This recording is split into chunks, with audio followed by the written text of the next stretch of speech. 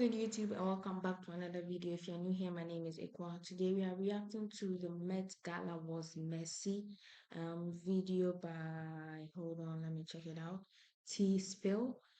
Don't forget to like, share, comment, subscribe. And Met Gala was like 2 days or 3 days ago. No, that was 2 days ago. So yeah, let's head straight to and react to this video. Probably there are some videos that I missed when I was watching the live stream. So yeah, I'm trying to get keep up with whatever that I missed. Anyway.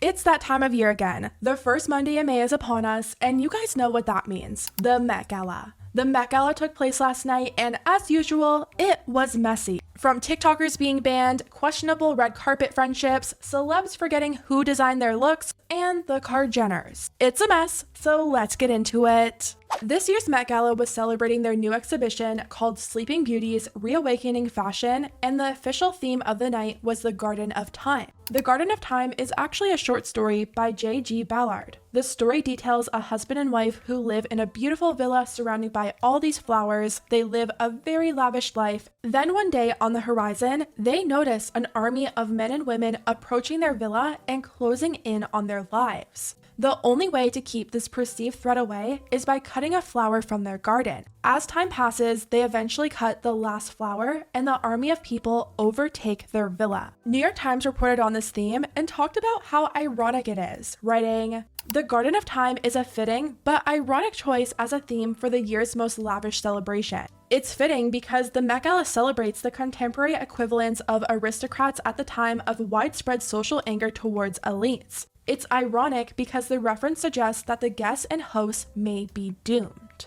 So now knowing more about the theme, it was expected to see a lot of florals and garden-inspired looks, while some people felt like some celebrities might dabble deeper into the meaning of the night and show up with a look that touches on the book's deeper and darker meaning. It was anticipated that the looks that could come out of this year's Met could possibly be some of the best we've ever seen. And I have to say, there were a lot of great looks last night. Let's start off strong with Zendaya. Zendaya was wearing Maison Marzello by John Galliano, and she looked amazing. She was one of the most on-theme people at the Met this year, and it was honestly so fitting for her to be in this look. Zendaya is huge right now. Her new movie, The Challengers, just came out. Everyone on TikTok is talking about it, and John Galliano also just had his own TikTok viral moment recently as well. His show for the 2024 collection went viral, and creators on TikTok have been recreating the looks from the runway, and that's opened him up to a whole new audience. The kids that were dressing up with pillows and dad's coats and doing the Leon walk. And as a designer, you want to inspire the young ones and the young kids. Yeah, it's amazing to get reviews, but to actually, leave one of these venues, go home, and you see a kid has switched his raincoat back to front, charging down the street, and you think, yeah, I've done something here. That makes me really happy. But she didn't even stop there. Zendaya came out with a second look for the night. And a lot of people are saying that she won the Met. 2 looks, both on theme, both paying tribute to different aspects of the Garden of Time. It was perfect. Someone else who was extremely on theme and was the talk across social media for how good she looked was Mona Patel. Now, when this look was photographed and started making its way onto social media, people were not only shocked by how good it was, but they were also confused on who this even was. There were so many videos asking who the mystery woman was, and everyone is saying that she won, calling her literally Cinderella and awarding her the best dress of the night. A lot of people were also talking about Ariana Grande. She was wearing a custom gown designed by Jonathan Anderson, and according to Billboard, the bodice was created entirely from mother of pearl. She had on this flowy, fairy-esque skirt with floral accents. It looked great. A lot of people who just saw the paparazzi or red carpet photos of the dress felt like it was really plain and maybe wasn't on theme, but when you look up close and see the details in the dress, it makes so much more sense. Ariana also later performed at the Met Gala, and she changed into a Margiela gown, and this has to be my favorite look from her. As always, some of the Kar-Jenners were also at the Met this year. Kris Jenner made her way up the stairs first so she can watch her daughters walk up.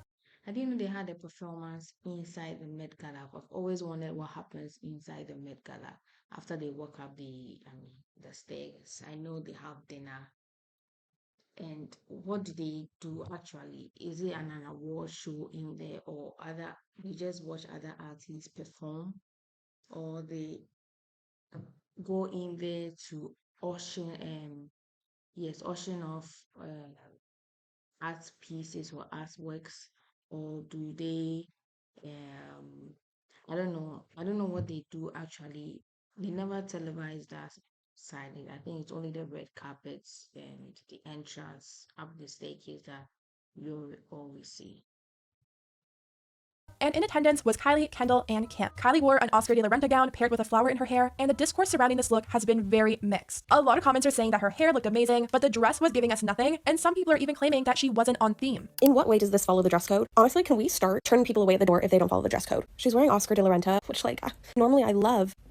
Where's the dress code? Where's the theme? But there were a lot of people who disagreed and said even though the dress might be simple, it was definitely on theme. One person pointed out that the look was simply paying tribute to the statues that were left behind at the end of the Garden of Time story, which makes sense and is on theme. But is it a fan favorite look of the night? Not really. Next, we have Kendall Jenner. Kendall was wearing a never worn before Alexander McQueen from 1999, which maybe isn't on theme for Garden of Time, but it was on theme for Sleeping Beauty's reawakening fashion. This is Givenchy, it's archival McQueen from 1999. Wow. I am so incredibly honored to wear it. I'm the first human to wear it. It showed on a mannequin, so it's amazing, and I just like, it was a miracle that it fit, it was a miracle that we found it, and it just feels meant to be, and I'm so happy. Perfect. I think she looks great. It's probably one of my favorite Met Gala looks from her, and it only got better with her after party look. She wore this white dress that looked like it was off a Victoria's Secret angel. She looked like a fairy, it was on theme, and a lot of people are even saying that this may be better than the dress that she wore to the actual Met. Now let's talk about Kim Kardashian. Everyone is always eager to see what Kim does for the Met because she's usually extremely over the top with her choices. 2 years ago, she wore a very fragile Marilyn Monroe dress, which was widely criticized. Last year, she was covered in over 50,000 pearls. And this year, she made her waist disappear. A lot of people are criticizing her Met Gala look this year because of how ridiculously tight her corset must be on her.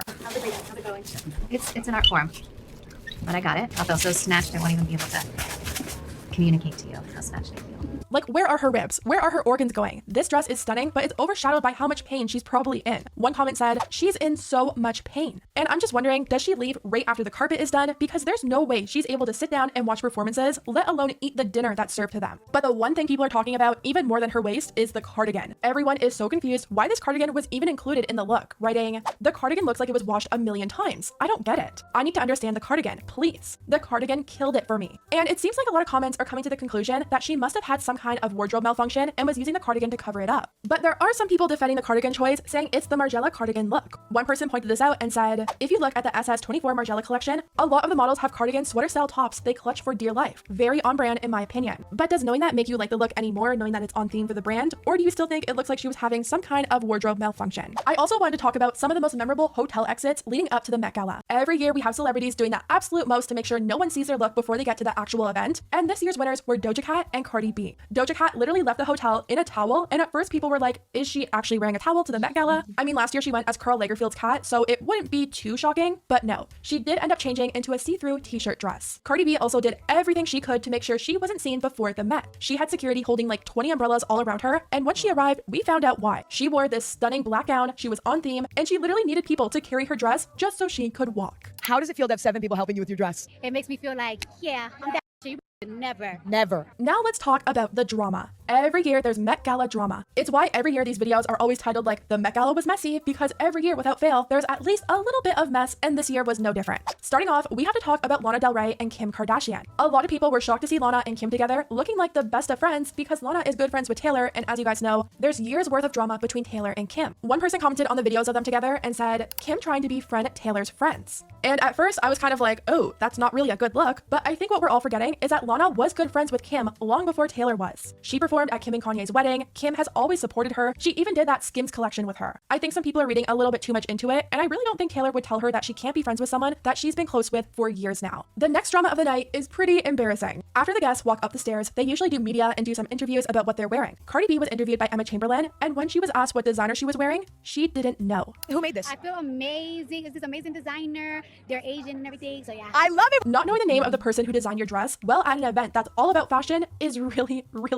I just saw a video on TikTok. Cardi B was saying she was confused at that time, and the designer had a complicated name, so she didn't want to butcher the name, the pronunciation of the name, and also she didn't want to say whether the person is from China, from Vietnamese, from Korea, because all that she said was Asian, so she didn't want to get the nationality mixed up.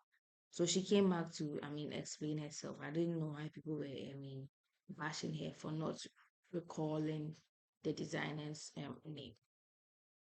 I believe what she said, there's a lot happening, and also because the person is not, the person doesn't have a name that will be easy to pronounce off head. So I might be wrong though.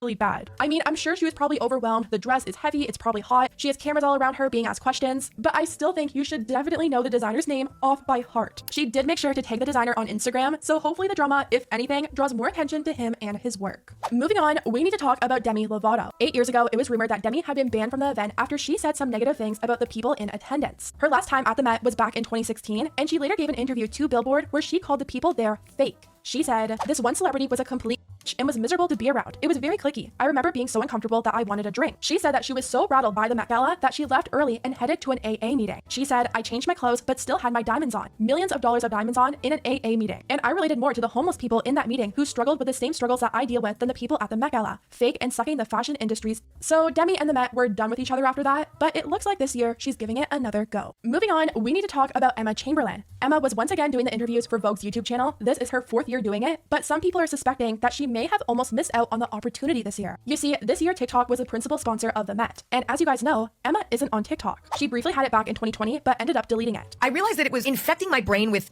not only too much information, but also like a lot of bad information. Just recently, she rejoined, and people think she had to rejoin in order to keep her role as the Met special correspondent. The TikTok CEO was also an honorary chair, so a lot of people thought this year's Met might be overrun with influencers, but there were hardly any. During the prime days of TikTok, a lot of influencers started to get invited, like James Charles, Addison Rae, and Dixie D'Amelio, and they got a lot of backlash for that. It was rumored that a lot of celebrities who've been in the industry for ages now felt like inviting TikTokers was insulting and made the event feel less special. Even though inviting influencers to the Met brought in a whole new audience, I guess they didn't feel as though it was worth the backlash because this year there were hardly any influencers in attendance. Of course, there was Emma Chamberlain doing her interviews, we had Wisdom K there, and Hailey Bailey. I loved Wisdom K's outfits, and I like his TikToks too. Like he's so meticulous.